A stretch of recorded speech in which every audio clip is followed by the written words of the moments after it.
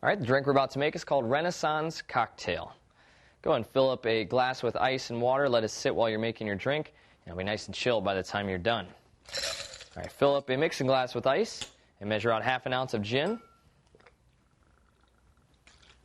and ½ ounce of dry sherry. And next we'll add 1 tablespoon of cream.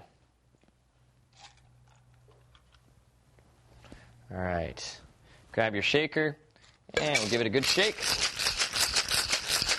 Get it nice and chilled. All right, pour out your ice water and strain your Renaissance cocktail into the chilled glass. And last thing we'll do is just sprinkle it with nutmeg.